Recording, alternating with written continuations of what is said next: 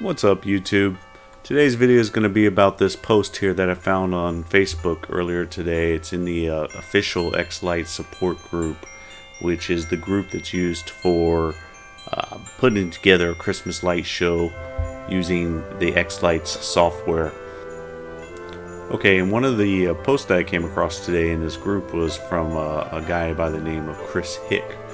And Chris came up with this Rudolph the Red-Nosed Reindeer push-to button.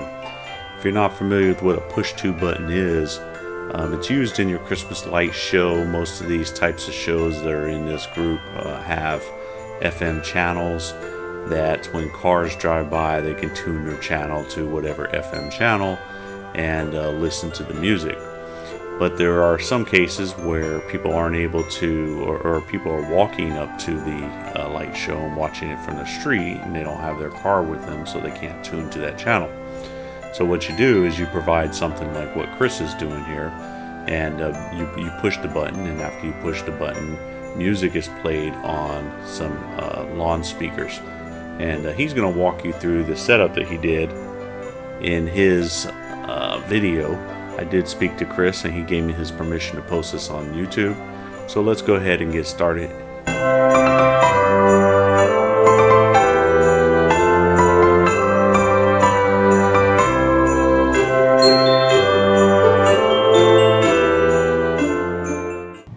Just thought I'd do a quick video showing you my Rudolph build. I'd asked for some suggestions the other day for mounting options, and I got a lot of good suggestions, but I decided to go a totally different direction.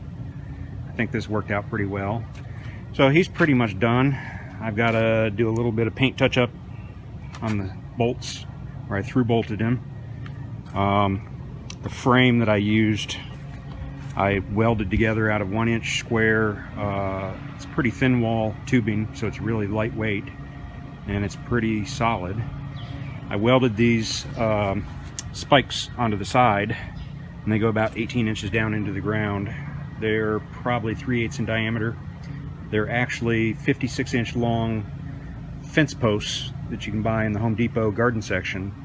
They're about $4 or $5 a piece, so they're pretty solid. This is the box for the button connections. This is just a standard Raywu pigtail that connects to the button and also provides 12 volts for the light on the button.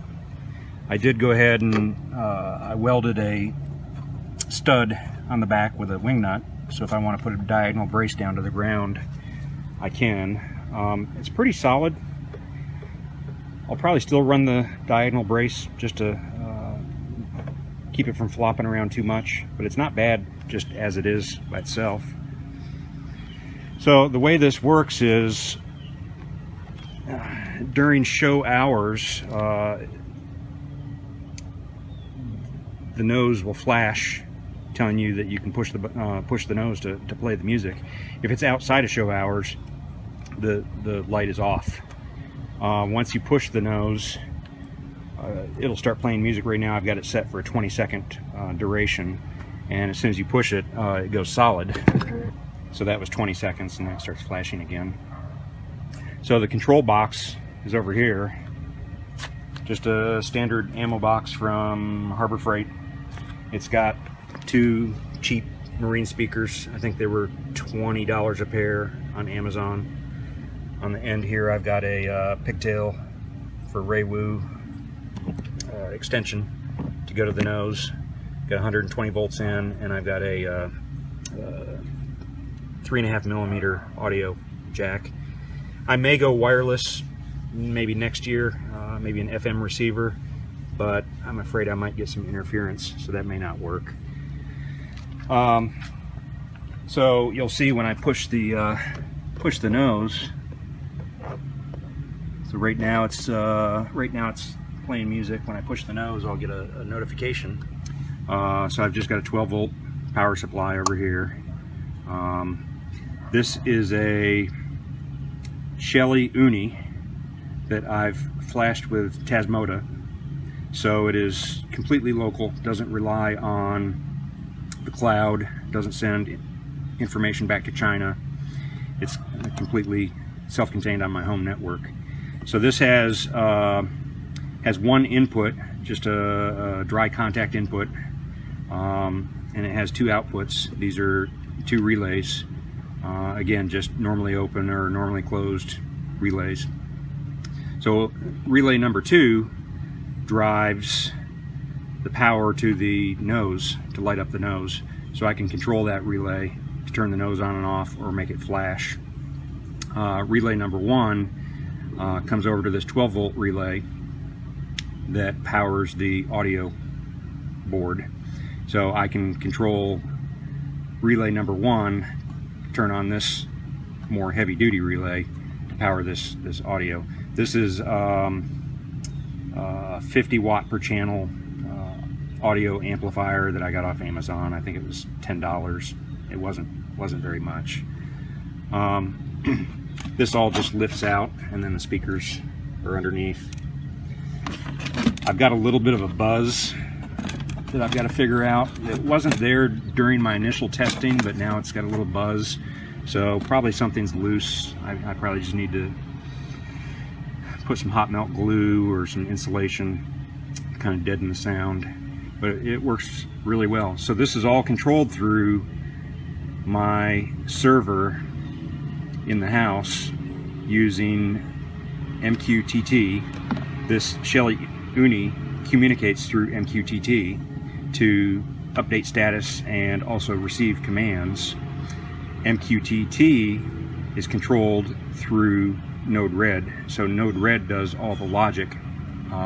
That's where I set the hours that it operates. That's where I set the time on delay for the music. If I want it to go for 5 minutes or 10 minutes, I set that all through Node-RED. And Node-RED is what also sends the notification to my phone when somebody pushes the nose button. So that's just a quick look at how it works. I think it's going to be pretty good for the show this season. Didn't intend for this video to be this long, but ended up being 6.5 minutes. But if you've got any questions, just let me know. I would be more than happy to answer any questions. Okay, well there you have it, and thank you Chris Hick for putting that video together. We really appreciate it. If anybody out there is watching this video and you have questions, Chris did offer to answer any of those questions. Of course, you'd have to post those questions in the Facebook group, official X-Lite support group. If you're looking to put on your own Christmas show, that's a great group to get started. You can learn a lot there. It's not just about the X-Lite software. They answer questions about controllers or lights or troubleshooting problems. They actually even have a Zoom room where they offer assistance as well, 24 hours a day. So if you do have questions about push buttons, you're also welcome to post them here in the YouTube channel. I have a push button as well. Mine looks a lot different than Chris's. His is more artistic. I'll probably do a future video about my entire show setup, different components of it, to have multiple videos posted on that. So if you'd like to see that type of stuff, then please subscribe to this channel. Also, if you enjoyed today's video, I'd really appreciate your likes. Thank you so much, and hope to see you back here on this channel, Kicking It with Alan.